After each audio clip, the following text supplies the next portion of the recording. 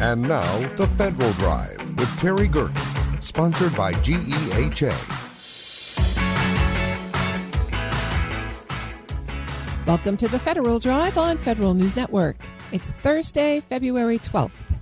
I'm your host, Terry Gerton, and I'm glad you're here. Coming up on this hour of The Federal Drive, VA rolled out new AI tools quickly, but without a system to catch mistakes, patient safety is on the line. Plus, a new IG audit finds DoD isn't fully tracking F-35 contractor performance, raising questions about oversight on the Pentagon's costliest program. Those stories and much more ahead during this hour of The Federal Drive. We begin with this.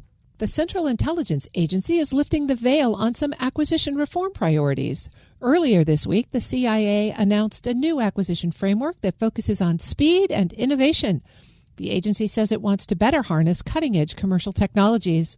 Federal News Network's Justin Doubleday joins me with more detail. Justin, thanks for being here. Great to be here, Terry. Tell us about CIA's new acquisition framework. How is this going to streamline their focus on technology?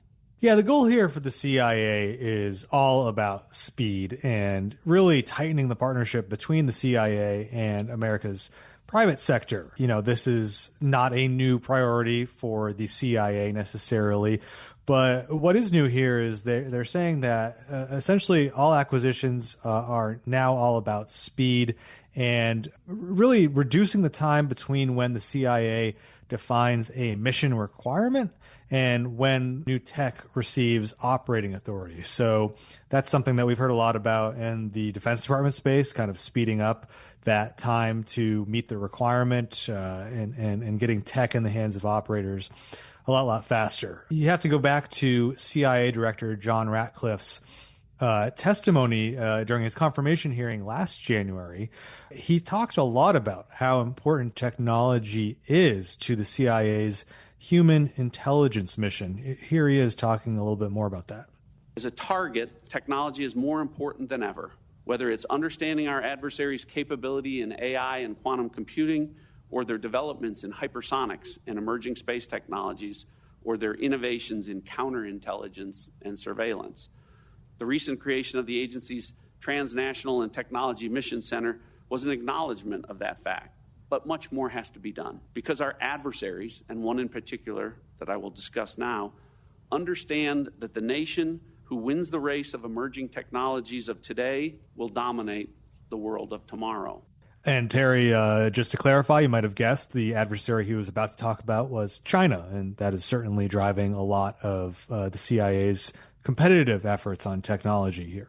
Justin, it's one thing to say you want speed. It's another to actually get it. Are there institutional, organizational challenges to what the CIA says it wants to do? Yeah, well, a lot of what you saw the CIA come out with this week was a push to streamline processes. And so in that vein, the CIA is like a lot of other federal agencies. They're struggling with old acquisition processes, old acquisition frameworks that were built in the 70s, 80s, 90s, and they don't really keep up with the tech of today. And so what the CIA is doing is moving to things like centralized vendor vetting, where they'll have a centralized kind of aspect to vetting vendors for security, for performance, and being able to share that across the agency. Streamlined IT authorization processes, streamlining the cybersecurity reviews that vendors have to go through. That's a huge emphasis across the federal government and certainly at the CIA as well. And the CIA has also brought in a Defense Advanced Research Projects Agency official to lead this procurement overhaul. Effie Fraggio-Giannis has just joined the CIA from DARPA in November. She's now the chief procurement executive. She's bringing over that experience from DARPA, where they obviously go after these leap-ahead technologies, often using these novel procurement authorities that DARPA has, competition authorities, things like that. So that's a pretty interesting detail there in terms of who will be leading this effort. What are some of the key technologies that CIA says it's interested in? Yeah, CIA Deputy Director Michael Ellis gave us a statement that detailed a little bit about that. They want to enter into a range of commercial partnerships, ranging from startups to industry leaders in areas like artificial intelligence, biotechnology, financial technology, and microelectronics. So those are kind of some of the 5 big ones. Quantum computing, definitely another big one for the CIA. I think you heard Director John Ratcliffe talk about that during his those remarks from his confirmation hearing. So essentially, these technologies that are really being driven by the commercial sector now, by and large, whereas before, decades ago, it was the government driving a lot of these really important military and intelligence technologies. Now it's the commercial sector, and the CIA wants to deepen those partnerships to take advantage of those technology advancements. How does this new approach from the CIA align with what other federal agencies are trying to do on acquisition? Yeah, well, you go to the Defense Department, where just last fall, Defense Secretary Pete Hegseth put out their big acquisition system shakeup and started putting more of an emphasis on speed, which is really at the center of that effort as well. There's also the federal acquisition overhaul that's happening out of GSA and OMB. So really across the board, you're seeing agencies focus on streamlining federal acquisition regulations, speeding up the procurement process, and really emphasizing speed at the center of all that they do, along with commercial technologies like AI. As the CIA moves forward with this approach, what should we be watching for next? Yeah, no surprise the CIA doesn't give a ton of detail on what they're interested in or what they're doing, but I would be interested to see whether they have any sort of industry-type days or put out requests for information or just open up the aperture a little bit, since they want to work with commercial companies here instead of, the kind of typical classified contractors. And then there's also a provision in the 2026 Intelligence Authorization Act that requires the intelligence community to establish a strategy to acquire and integrate emerging technologies that meet mission needs. So that strategy, that IC-wide strategy, will be interesting to see if that comes out and what it says. It really will be interesting to watch how they balance speed and security. Yeah, that's always the big challenge in the intelligence community. And, it remains to be seen whether they can strike that balance. That's Federal News Network's Justin Doubleday. Justin, thanks for the story. Thanks, Terry. You can find the full story at federalnewsnetwork.com. Up next, a new IG audit finds DoD isn't fully tracking the F-35's contractor performance, raising questions about oversight on the Pentagon's costliest program. This is The Federal Drive with Terry Gerton on Federal News Network.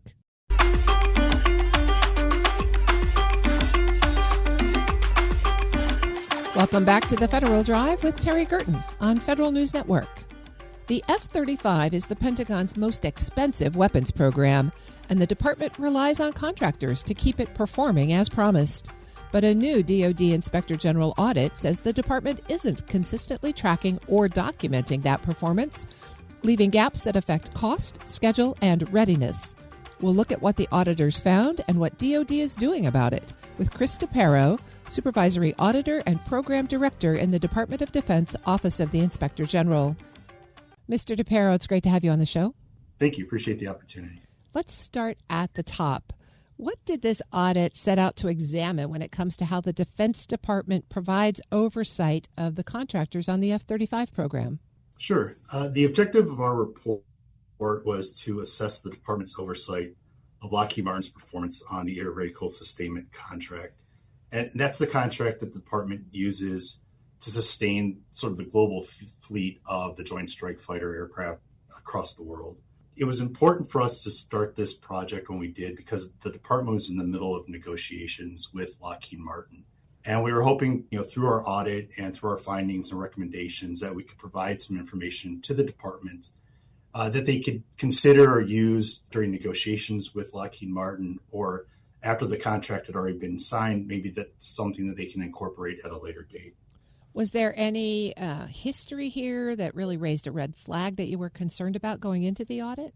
There's been a lot of audit work, not just by the DoD IG, but General Accountability Office and other audit organizations about the Joint Strike Fighter. So there's always been a lot of oversight over this particular program.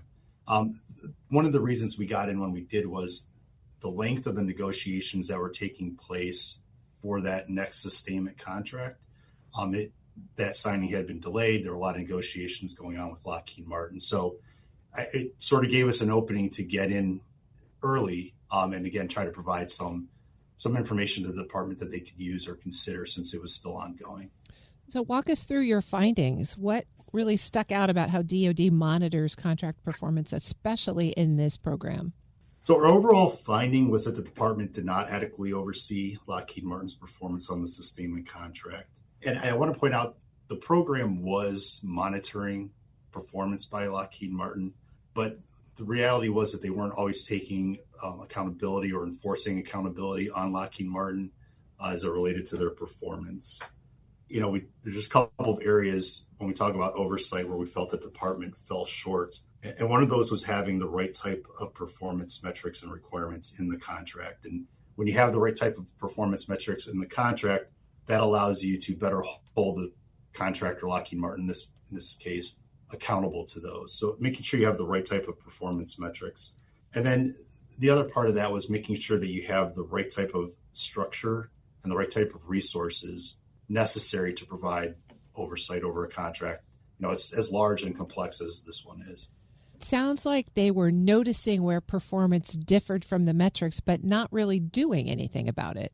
Yeah, certainly there were a lot of discussions, and so it wasn't, it wasn't a case where nothing was being done. Certainly there's things that the department would address with Lockheed Martin.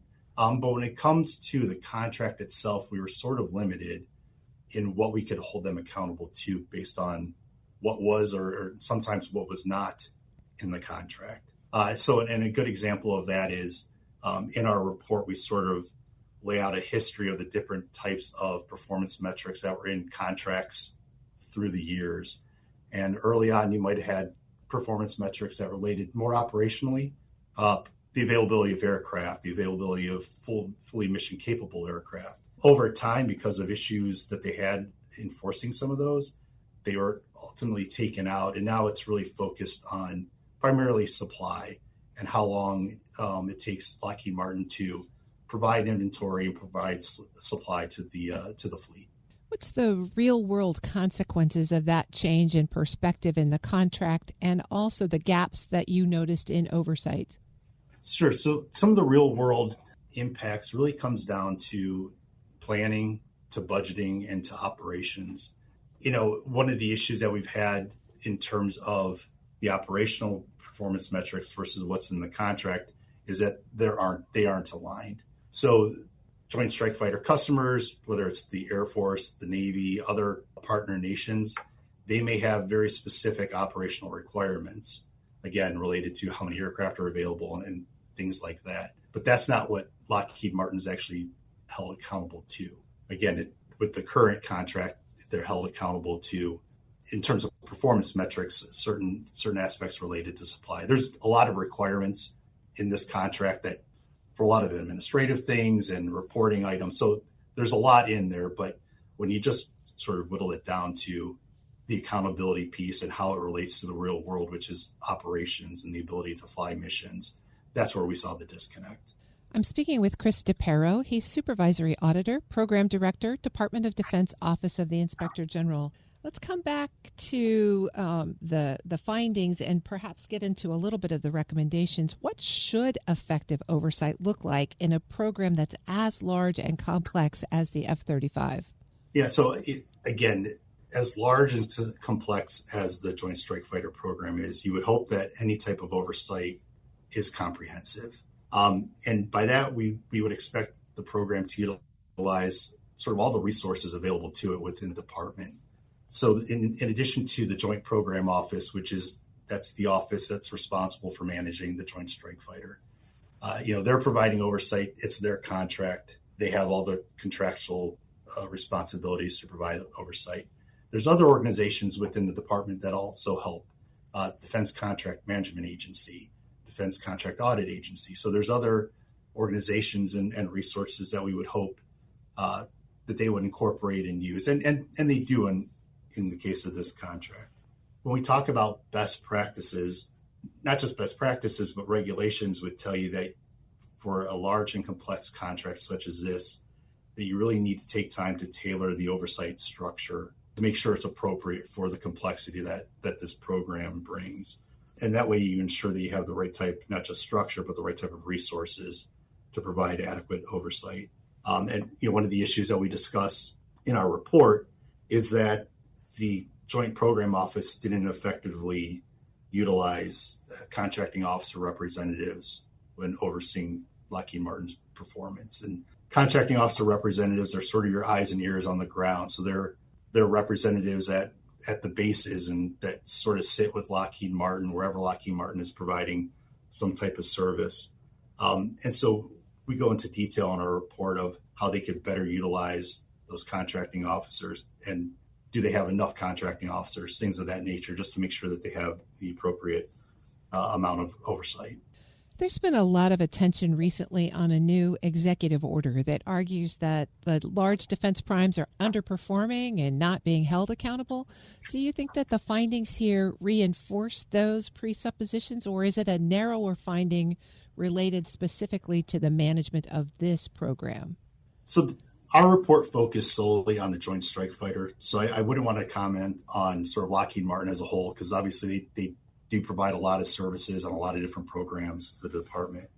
But I think our report does reflect some issues that we've identified in previous reports. This contract is what's called a sole source contract. So that's where there's only one contractor that can provide the Joint Strike Fighter, and that's Lockheed Martin. And we see that with other programs, both large and small, where you have one contractor that they're the only player in the game that can provide you that asset. So in those types of environments, we've reported that it adds some complexities to the department, both in negotiations, because we can only deal with one supplier. There's not the opportunity for competition or to find other resources. In addition, we have some issues with enforcement.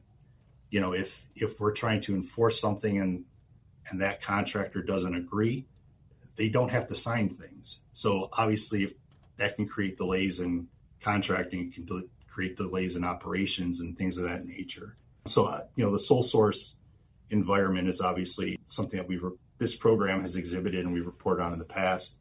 The other is having the right performance metrics and requirements in the contract. And what we mean by that is any type of performance metric where you're going to hold the contractor accountable and then sometimes provide incentives to exceed, and that those incentives can come in a monetary fashion. So we'll pay contractor money to meet or exceed certain metrics. You want to make sure that, one, they're measurable, and that if you're using data from the contractor, which happens a lot in programs and as well as the Joint Strike Fighter, if you're using contractor provided data, that it's data that we can trust and rely on. Secondly, you want to make sure that those metrics are actually enforceable, and there's really not a lot of argument or wiggle room as to whether the contractor met it or not. And third, and this gets into what we were talking about, operational or performance requirements versus contractual, is you want to make sure the contract performance requirements actually support the requirements that the department is looking for. So if you ask the Air Force or the Navy, they're looking for how many aircraft am I going to have available? That's a requirement that they're focused on. That doesn't necessarily translate to what's in the contract. How has DoD responded to your recommendations? Yeah, so the department agreed with 6 of the 7 recommendations we made in the report.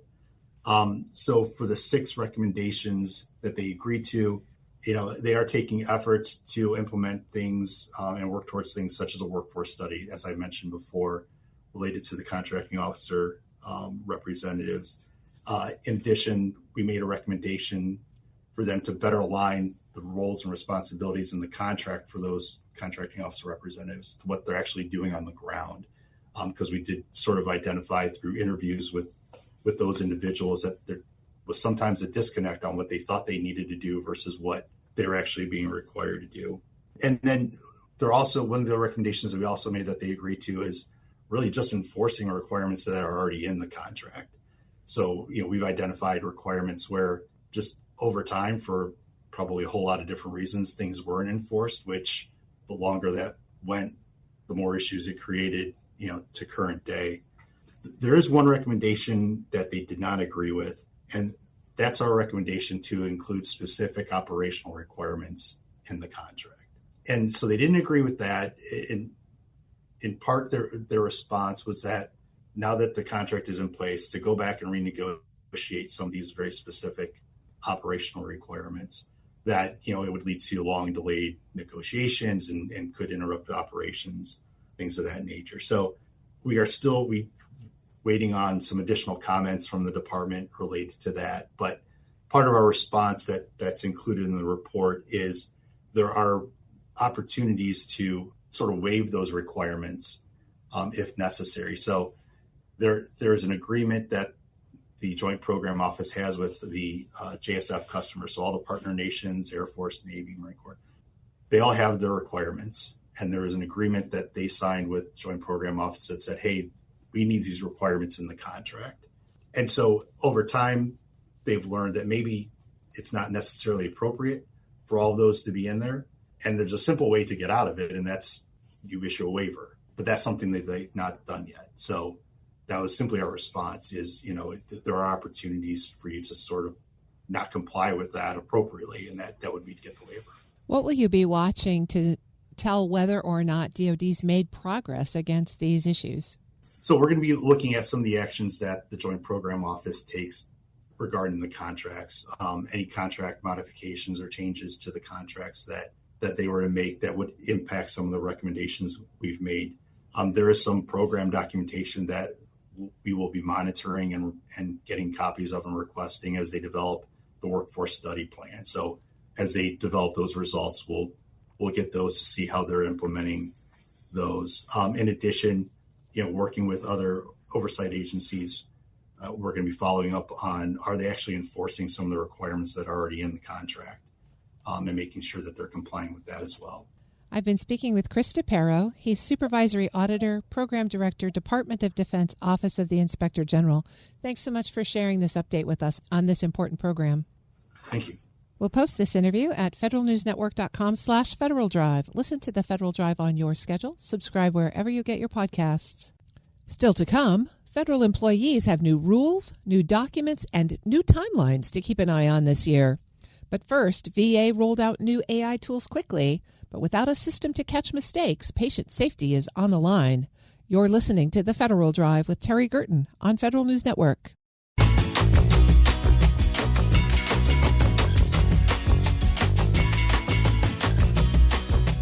Welcome back to the Federal Drive with Terry Gerton on Federal News Network.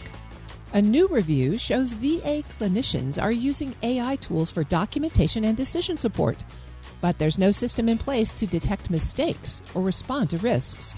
Without better oversight, the technology could unintentionally affect patient diagnosis and care. Here to explain the warning and what needs to happen next is the VA's Inspector General, Cheryl Mason. Ms. Mason, it's lovely to have you on the show. Thank you for having me, Terry. You've just published a really important notice at the VA. What prompted you in the Office of the Inspector General to take an early look at how the Veterans Health Administration is using generative AI?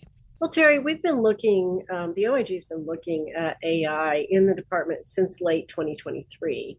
And this includes AI's chat tools for both clinical care and documentation. So this wasn't prompted by allegations or complaints. This is just part of our normal oversight that we are charged to do under the statute. And so what we really wanted to do was make sure we understood how and in what clinical settings these two tools are being used, right? So again, it goes to our oversight, understanding the environment the clinicians are working in and other staff and how they use these tools to support and enhance their care for veterans. And how, in this case, are they using the chat AI tools to support clinical diagnosis? So it looks like from our review is they are reviewing it, just using the chat tools in general to apply to cases. I mean, how they use it specifically is a little tricky because they all use it differently, which is part of our concern. But the big concern here is however they're using it in whatever manner, the concern is that AI hallucinates. There's research done on this. There's been many legal cases on this. And so when you use an AI chat in clinical documentation, if the process is hallucinating, that can have an impact on patient diagnosis and management. And that's why it's so important to have the person involved, which according to the department, their recent press release, that they are doing that. You made this announcement as a preliminary advisory. Why did you take that step instead of waiting for the whole report and assessment to come out? So our PRAMs, our preliminary advisory memos, are really put out in a way when we have concerns that there is something happening or a situation we're seeing, whether it's in the inspection part of the house or in the audit part of the house, that we need to get out quickly. And so the concern here is we didn't issue recommendations in it, but we see the need for NCPS and VA to communicate and coordinate.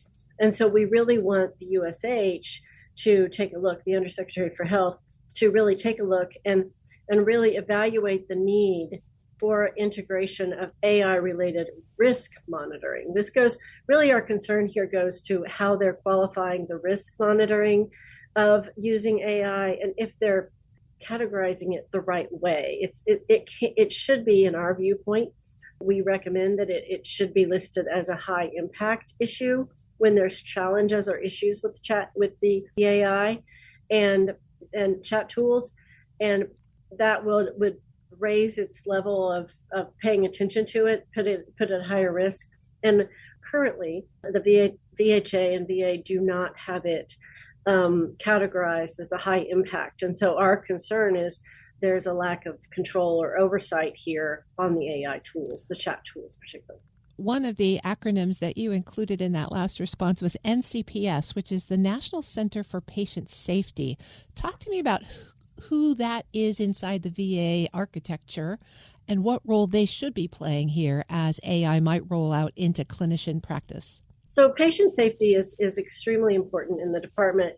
They really, the patient safety experts track, they look at trends, they can intervene and alert on situations, they can educate the staff on risks. And so these are foundational functions that the patient safety program has to look at different ways of operating around patient safety.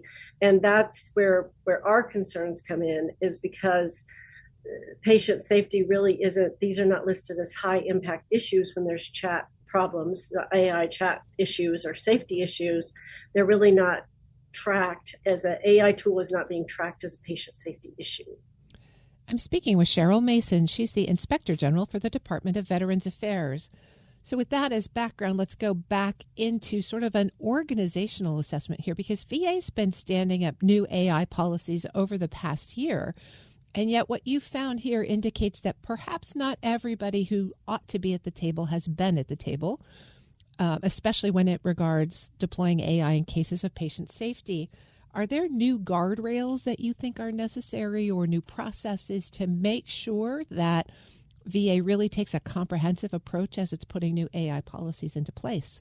You know, that's a great question, Terry. I really think the biggest issue here is how it's categorized. Classifying the tool the right way in the VHA world will then increase the level of oversight and tracking on it. And that will be able to ensure that the near misses, if there are any, for patient safety purposes can be categorized and tracked with the patient safety program. And, you know, the VA is changing very quickly, as you noted, using a lot of different tools. And we are finding that in some cases, they do have the right people at the table. It's just in some of the things that have been operating for a while, they're going back to regroup. And that's why this PRAM was issued, this preliminary report was issued to try to get the word out that this was another area they need to take a look at. And who is the they here when it comes to properly classifying these kinds of AI tools? Well, it would sit in two places, actually three. The top, of course, would be the secretary, but then the Undersecretary for Health, as well as the CIO, the Assistant Secretary for IT. Currently, that is the deputy secretary who's doing those duties. So those three people would have really the primary duty: the Undersecretary for Health with the patient safety issues, and then the IT office, the OIT office, Office of Information Technology team under the Deputy Secretary should also be looking at it from their side. So it's a dual tracking situation. Does this kind of preliminary advisory get out to the clinicians and doctors now so that while the department is thinking about what policies or processes it wants to put into place, the practitioners know about these risks and can do something about them? Yes, exactly. And thank you for reminding me about that. That's one of the issues with the PRAMs and why we're issuing them, because we can get those out to the clinicians. This goes to the undersecretary, but then it is publicly released to the public as well as internally in the department. And just as recently as January, I was actually visiting in the field.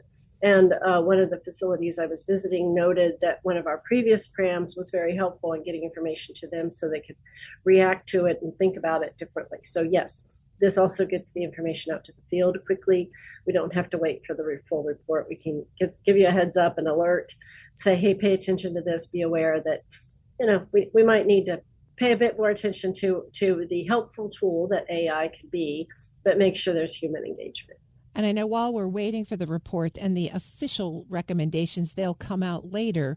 But what happens now inside VA? What do you want the key decision makers to be thinking about? What changes and immediate actions should they be putting in place while your oversight continues?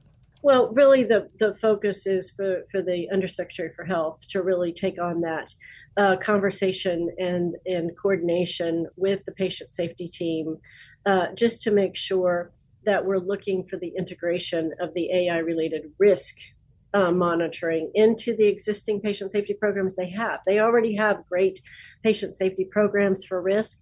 Just adding this one to the list would be a recommendation or a suggestion we have. Again, we didn't make recommendations in the PRAM, but it is a suggestion that we would like them to take a look at. And, that's something that when I speak with the Secretary and other leaders in the VA, the Undersecretary for Health, those are things we talk about and why we are issuing this. So that's part of our job. So give you a heads up and then hopefully you react. So this isn't a stop sign when it comes to AI deployment, but sort of a flashing yellow, making sure that they're doing some additional thinking about process and rules.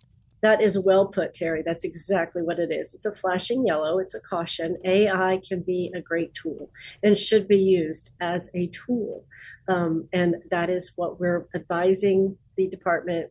We would like to make sure you can use the tool with that flashing yellow light to put in some guardrails around it, make sure it's being tracked, make sure it's being classified the right way as a high-risk item, as appropriate, if appropriate, and then use it with human engagement. I've been speaking with Cheryl Mason. She's the Inspector General for the Department of Veterans Affairs.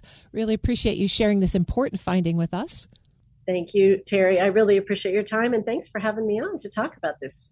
We'll post this interview at federalnewsnetwork.com/Federal Drive. Subscribe to the Federal Drive wherever you get your podcasts. Coming up next, federal employees have new rules, new documents, and new timelines to keep an eye on this year. This is the Federal Drive with Terry Gerton on Federal News Network.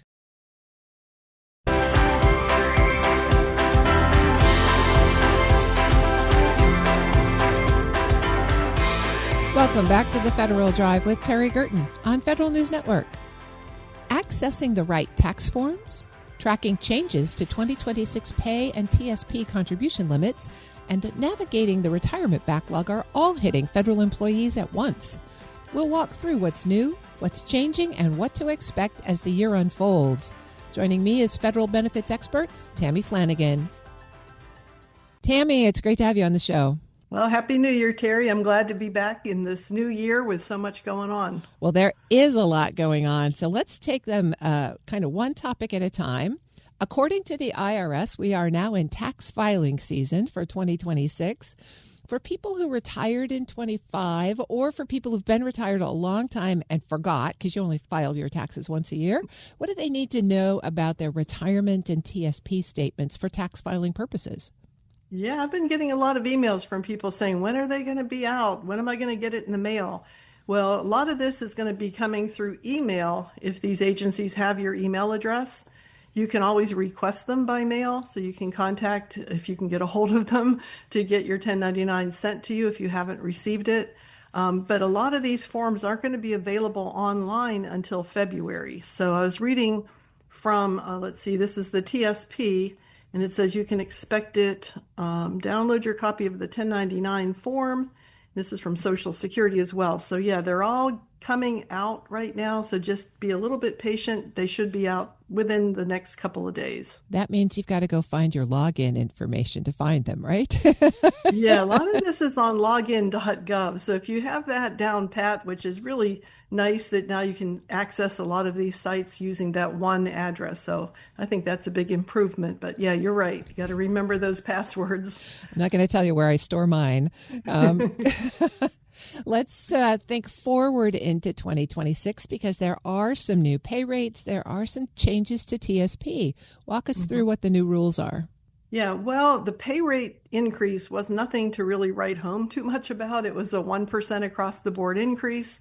Nothing there in terms of locality pay.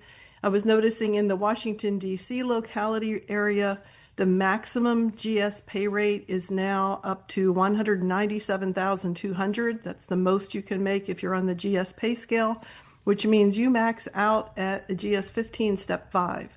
So even if you're due for additional step increases, don't expect any more money. Wow. And for law enforcement folks, that means when you add their law enforcement availability pay, they max out probably around the end of a GS 13 or 14. So that's kind of unfortunate, but that's just the way our law is. So yeah, the pay increases weren't that great. The cost of living adjustments, which is what retirees get, was 2.8% for most retirees except for FERS. So Social Security recipients, civil service retirees all got 2.8. FERS, of course, gets a diet COLA of 2%. If the inflation rate's between 2 and 3, FERS gets 2.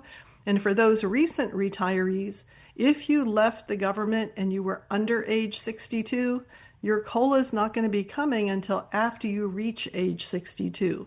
So in other words, if you took an early out at age 50, you got 12 years to go before that benefit goes up even a dime. So a lot of people didn't know that before they took their retirement. So it's kind of a sobering thing to be aware of. That is an important piece of information for folks who are planning to live on some of that income. For folks who are still contributing, what are the new rules around TSP? Well, you can put quite a bit of money in the TSP these days. The limit for this year is $24,500, which I think only went up $500 from last year. But you can now do Roth in-plan conversions, which means if you want to start getting more of your TSP money into that tax-free account rather than the one you got to pay tax on when you take it out, you might want to start converting some money over to the Roth side of the house. The thing you got to be aware of is that when you do that, let's say you move $10,000 from traditional to Roth. Well, now you're going to have $10,000 more income to pay tax on this year.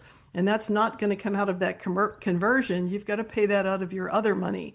So be careful. You might want to get some professional advice from a tax advisor while you're getting your taxes done. You might want to ask if this is something you want to do, or maybe it's something you might need to stay away from. Now, of course, the catch-up contributions are still there for folks who are age 50 this year. Anytime you turn 50 this year, you can make catch-up contributions all year. And if you're 60 to 63, you have that additional $11,250 in addition to the $24,500 that you can contribute. But then once you turn 64, it goes back down to the $8,000. So a little bit of a reprieve there to let you beef up your TSP account maybe right before you're ready to retire. There are a lot of complications there. Mm-hmm. I'm speaking with Tammy Flanagan. She's a principal with Retire Federal. Tammy, one of the topics we touch on almost every time we speak is how retirement processing is going, especially for folks who stepped away last year during the DRP and other options. What are you hearing from those recent retirees?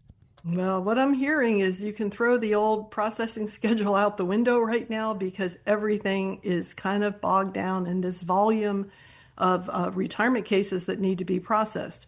The online retirement application, which was laid out last year in June, has helped to some extent. In fact, the processing rates for those applications are quicker than the old paper applications, but that's not saying much considering how many applications OPM got in so far, and there's that are still lagging in payroll offices and HR offices from people who left last year. I was just reading that the OPM director, he always puts out a blog. It's kind of interesting. It's called The Secrets of OPM. You can find it on OPM's website.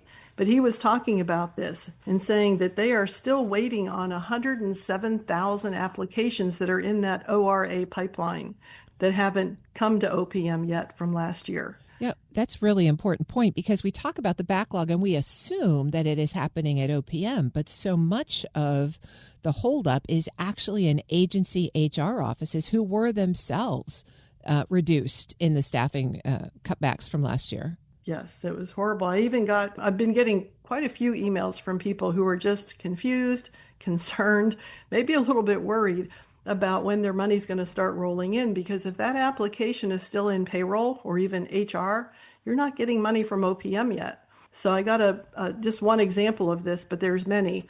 This was a woman who got a note from her HR after she was inquiring about what's the status of my retirement. And her HR office told her, they said, your retirement application is in payroll review. This lady left September 30th. I got the email last week in January.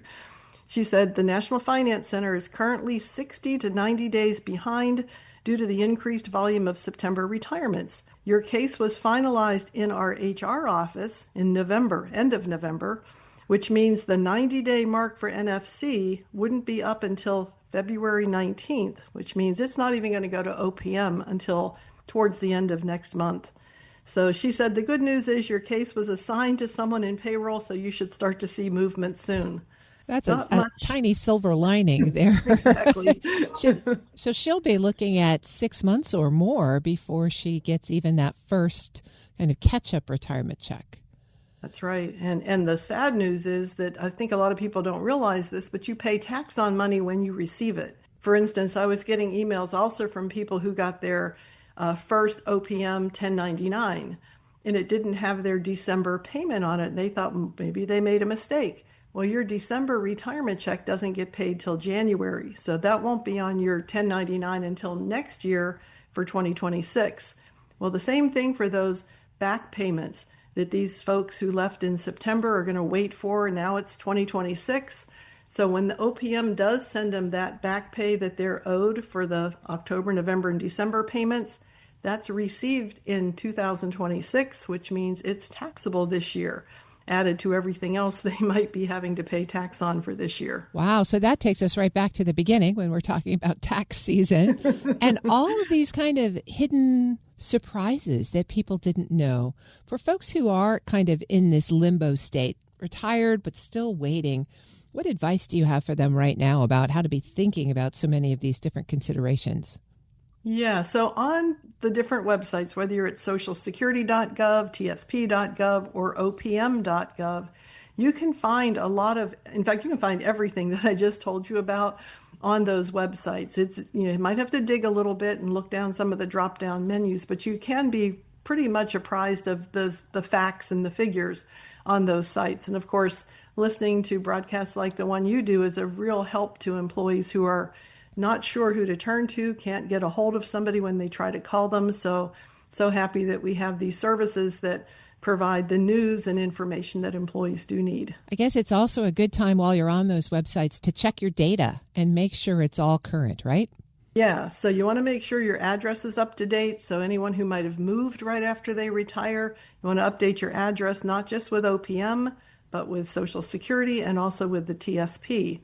And if you are a recent separated employee and you want to start taking money out of your TSP soon, be sure to enter your bank information into your TSP account. So that way, when you're ready to take the money out, it'll be a matter of days rather than weeks before that money hits your bank account. Such good advice. I always appreciate speaking with Tammy Flanagan, a principal with Retire Federal. Tammy, thanks for joining me. Thanks, Terry. We'll post this interview at federalnewsnetwork.com/Federal Drive. Hear the Federal Drive on demand. Subscribe wherever you get your podcasts. The Federal Drive with Terry Gerton is produced by Eric White and Michelle Sandiford. Our web editors are Daisy Thornton and Stephanie Wright. For the latest updates, stay with federalnewsnetwork.com or follow us on Facebook, YouTube, and LinkedIn. Up next, the top national headlines from CBS News and the Federal Newscast. I'm Terry Gerton. Thanks for listening.